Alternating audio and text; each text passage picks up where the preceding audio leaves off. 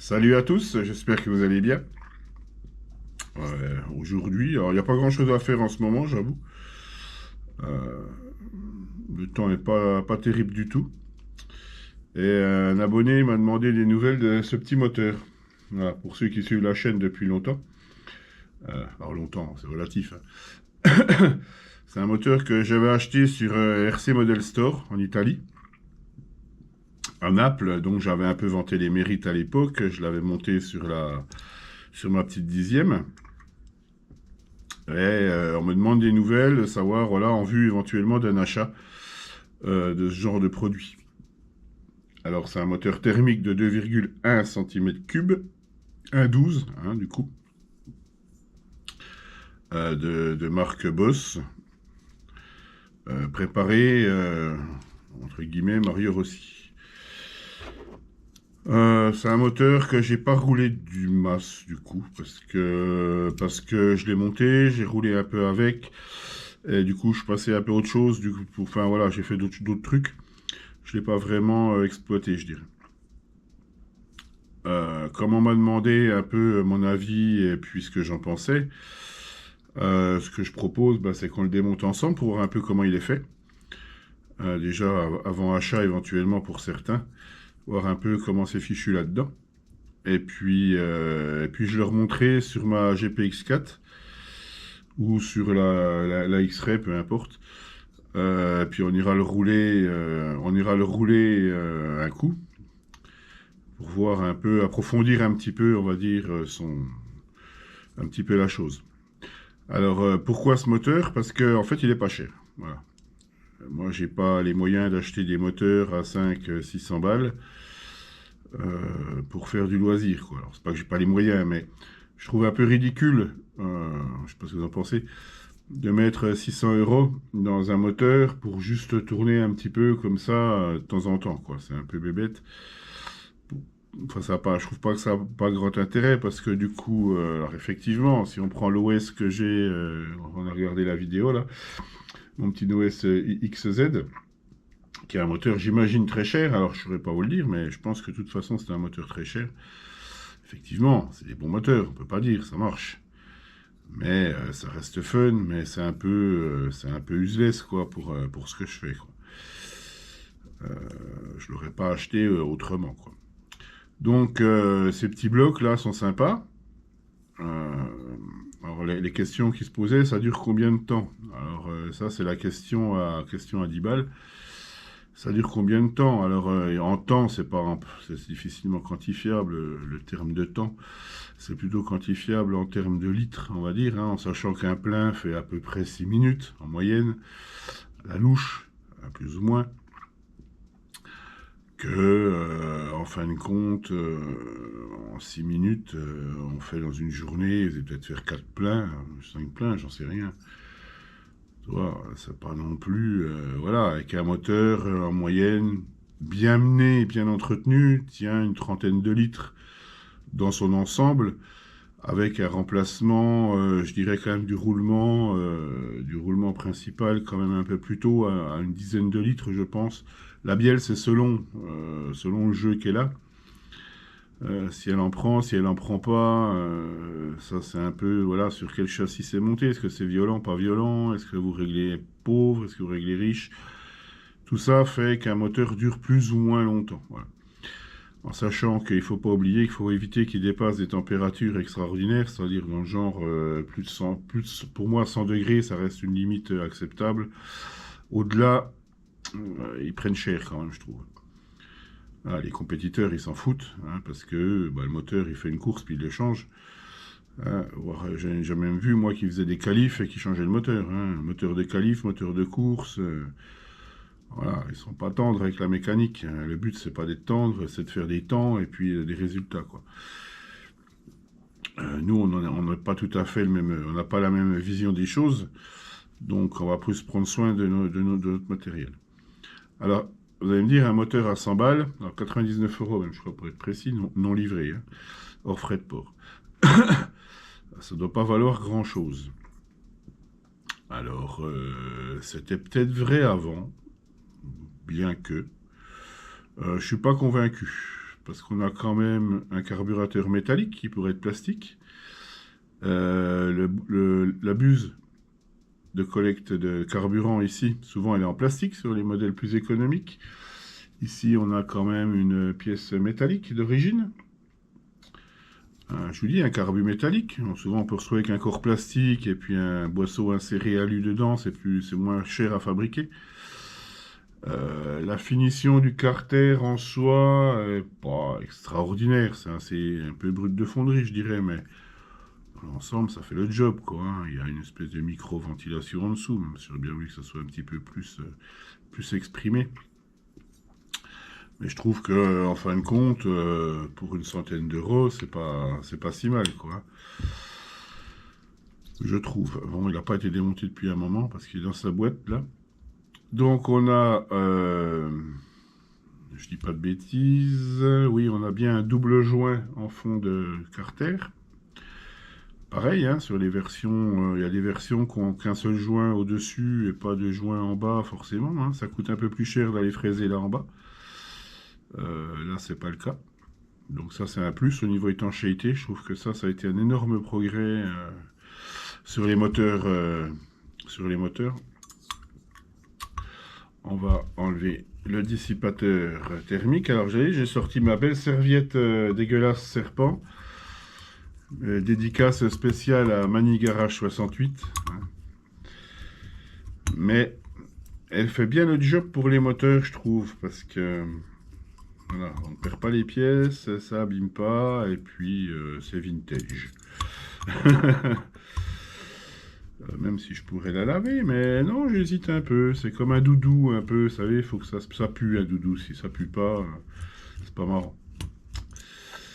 Et ben, ma serviette, c'est pareil. Voilà. Alors, hop. On extrait le bousin. Donc le dissipateur, bon, il n'y en a rien d'extraordinaire, hein, dissipateur. Même s'il a un beau bleu anodisé, je trouve qu'il est assez sympa. Je trouve que c'est pas si mal, c'est propre, c'est bien fini. On n'a pas de défaut d'usinage sur l'ensemble de cette pièce. C'est correct. C'est correct, il n'y a rien à dire. Elle est même ouverte... Ici, elle est ouverte devant, là, pour la bougie. Alors, après, ça pareil, c'est relatif, hein, mais alors, je ne sais pas si vous voyez le trou. Enfin, bref, elle est ouverte dans l'axe de la bougie pour refroidir. La culasse en elle-même, avec un repère de sens. Ça, j'ai toujours pas compris pourquoi, enfin, c'est comme ça. On a des joints. Alors, elle est un peu particulière. En fait, si vous regardez comme elle est foutue, d'habitude, la culasse, elle dépasse et elle rentre dans la chemise. Là, on est sur une culasse plate. Un peu comme l'OS RX, le 15 RX que j'ai là-bas. Alors là-bas, ça vous parle pas, mais enfin, sur la Colt, par exemple, c'est pareil, c'est une culasse plate. On a exactement le même profil de culasse. C'est assez marrant. Et une culasse plate, pour le coup, elle rentre pas dans la chemise, en fin de compte. Voilà. C'est un autre mode de fonctionnement. Alors, ça change pas grand-chose, parce que du coup, le piston monte plus haut que s'il rentrait à l'intérieur, etc. C'est pas tout à fait le même système. Mais après, on a quand même une chambre. Alors, la chambre est petite, par contre, elle mériterait un peu plus de volume. Donc du coup, bah voilà, culasse. Je crois que c'est le seul moteur où j'en ai une comme ça d'ailleurs, de ce style-là, puisqu'elle rentre quand même,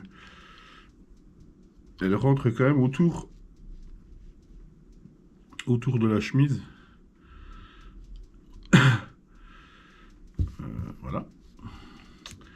Oh bah ça ne fera pas de mal de le démonter, parce qu'il y a un petit peu de caca dedans. Alors c'est de l'oxydation plus qu'autre chose, hein, mais c'est le stockage comme ça. Les laisser comme ça, des fois, c'est compliqué de stocker un moteur, hein. Enfin, même si je mets de l'huile dedans, ça reste quand même Toujours, faudrait vraiment les nettoyer correctement avec de l'alcool ou nettoyer en frein, peu importe. Et puis les remonter vraiment qu'avec de l'huile. Mais si la tournée, qu'on met que de l'huile, c'est moins ouf quand même. Je trouve que c'est moins bien quand même. Toujours un peu une petite bouillie comme ça, c'est pas terrible. Enfin bref. Donc on enlève le bouchinou. Alors on va le monter un peu le piston. Du coup, où est-ce que j'ai le piston? Il monte quasiment jusqu'en haut, quoi. On va enlever le bouchon, on va monter. Donc bien monter le piston, hein, je répète. Avec ma pince, hein, qui va bien. Voilà, bouchon de Carter, alors tout simple. Hein, bouchon de Carter, de chez Bouchon de Carter. Tout plat. Pas de fioriture, juste la petite encoche au-dessus là pour le dégagement de piston, mais il n'a rien d'extraordinaire. Hein. La chemisouillette, alors est-ce qu'elle va sortir comme ça? On va voir. Alors, collier Rizan. On passe le collier dans le pot. Hein. Maintenant, vous connaissez bien le truc. Voilà. Alors, hop.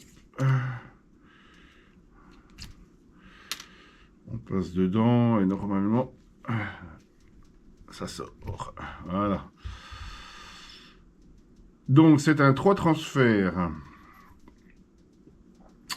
3 transferts. Alors, je vous montre un peu la chemise, comment elle est foutue. Bon, ici, il a été un peu prépa, hein, un peu prépa. Hein, bon, ça ne tombez pas de votre chaise, hein, mais juste ça amène un peu le carburant. La lumière d'échappement est pas mal parce que elle a quand même un dégagement, elle est un peu plus travaillée qu'un moteur somme toute ordinaire. On a un dot. Ça, je n'ai toujours pas compris avec les dots, hein, mais bon. 1, 2, 3, pourquoi? Est-ce que c'est commun à toutes les marques? J'en sais rien. Donc on a un Schnurl quand même assez généreux ici. Transfert arrière. Donc celui-là, comme j'expliquais, il tire direct sur la bougie. Les latéraux de balayage ici. Donc 1, 2, 3, 3 transferts. Qui amène le carburant un peu en biais et balaye le dessus du piston vers l'arrière pour chasser. En fin de compte, alors, il favorise le remplissage de carburant évidemment, mais il chasse aussi, comme il tourne, comme ça, en arrivant en tournant autour, avec l'autre derrière là, il chasse les gaz brûlés. Hein, il contribue à l'évacuation des gaz brûlés dans la lumière d'échappement. Alors c'est de l'ABC, aluminium bronze chrome. De bonne facture, le chrome franchement a l'air sympa. Il n'y a pas l'air d'avoir... Bon, il n'a pas bu énormément, hein, donc on ne peut pas vraiment avoir vraiment de recul. Le piston qui est simple, pareil, piston tout simple, pas de trou supplémentaire. La bielle est de bonne consistance. Alors RC Model Store fournit les pièces détachées quand il y en a. Donc je pense qu'il est assez judicieux de guetter de temps en temps, au moins avoir une bielle d'avance, je pense que c'est pas mal. Le roulement, alors je ne l'ai pas mesuré plus que ça, mais il me semble... Ah la vache! Ah le con, il est collé. Il est collé. Il est collé. Alors où il est collé, où il est dur, non il est un peu dur je pense. Il est bien rentré dans le roulement. Voilà, ce que je vous disais, hein, je vais vous montrer le genre de truc que j'aime pas du tout, les moteurs stockés. Alors c'est un moteur qui a été stocké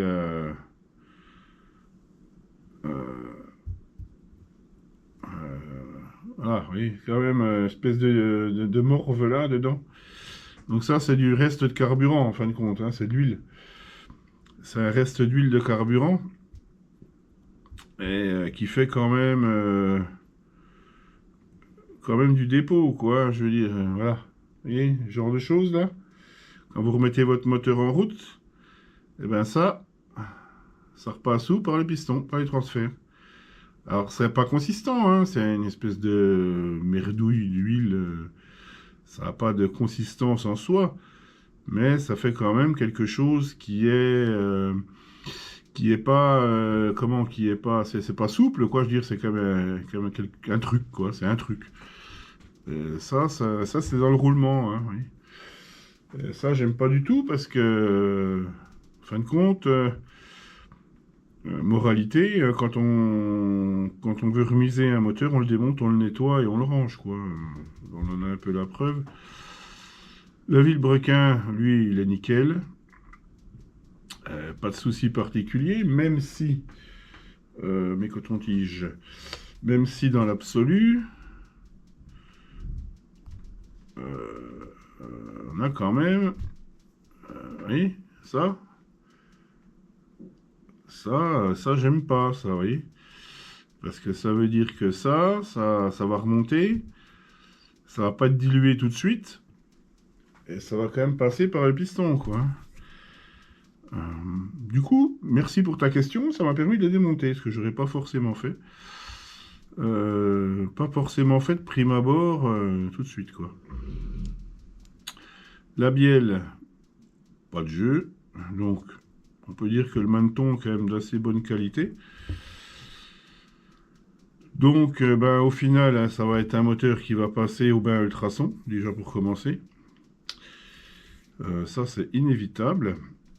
Maintenant, pour répondre à la question initiale, la qualité est bonne, hein, il n'y a pas de problème. Il n'est pas traité black, hein, c'est de l'acier. Hein. Il a une virgule turbo quand même ici, il a quand même un fraisage. Hein, voilà, je vous montre la virgule, ce qu'on appelle entre guillemets la virgule turbo, qui n'a pas l'effet spécialement turbo, enfin c'est pas turbo, mais je veux dire, on appelle ça la virgule turbo parce qu'elle a le pouvoir, quand le vilebrequin tourne, d'accélérer un peu le dégagement de carburant vers le haut. Ce qui apporte un petit plus.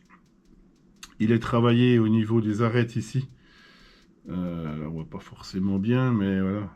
Voilà. Le problème, la GoPro, elle peut pas faire la mise au point de près, ça m'énerve un peu.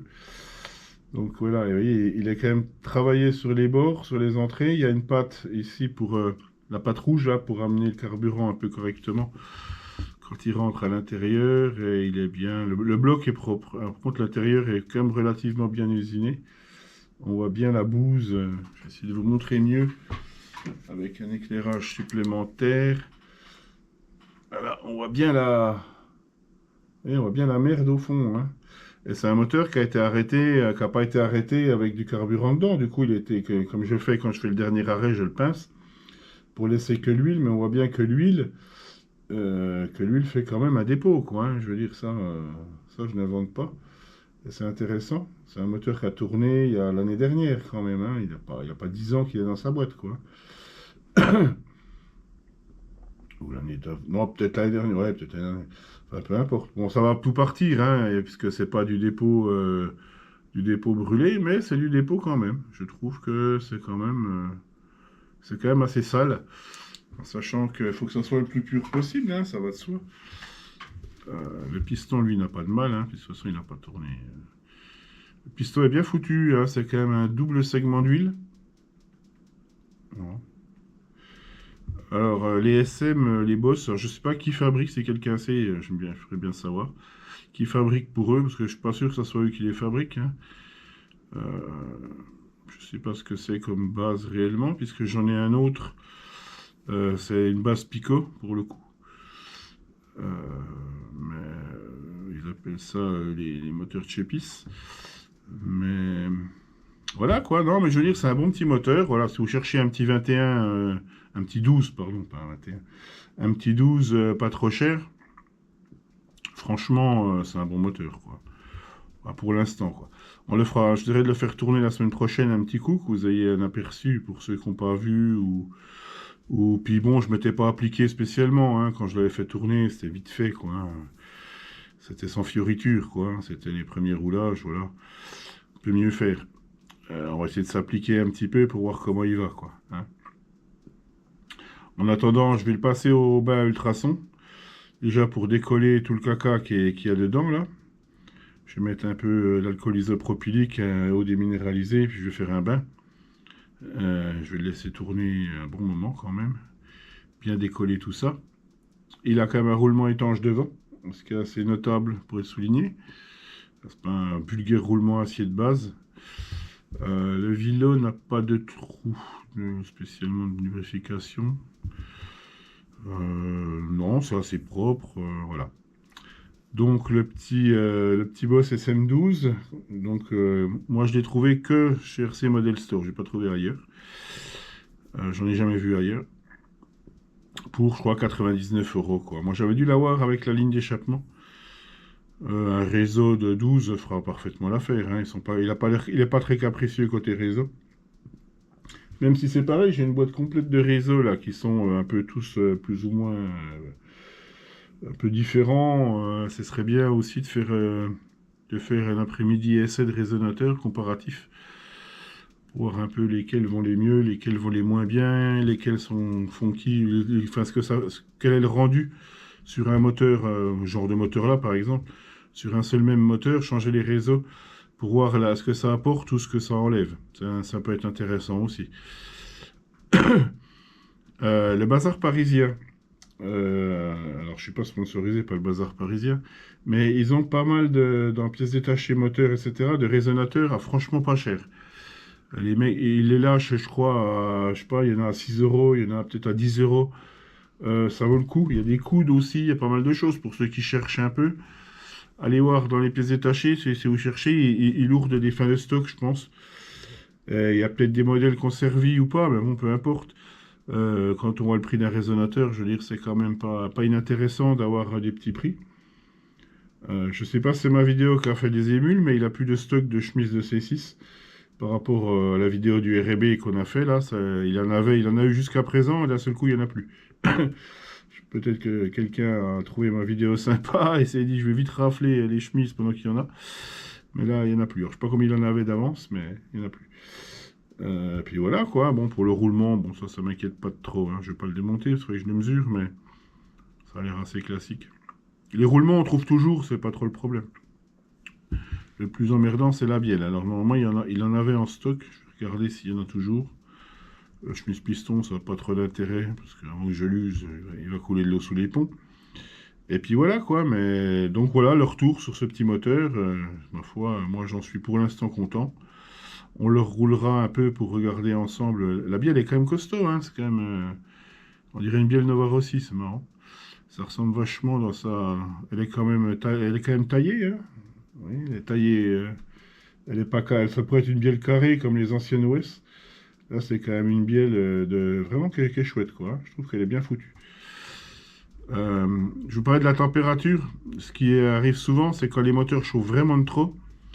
La bague bronze là qui est à l'intérieur ici. En fait, si le moteur dépasse vraiment une température exagérée, elle se dessertit.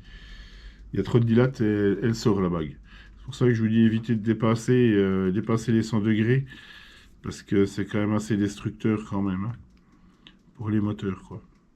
Donc voilà, bah, je vais faire le même entretien que le tuto entretien que j'ai déjà fait, donc on va pas refaire ensemble, c'est pas la peine.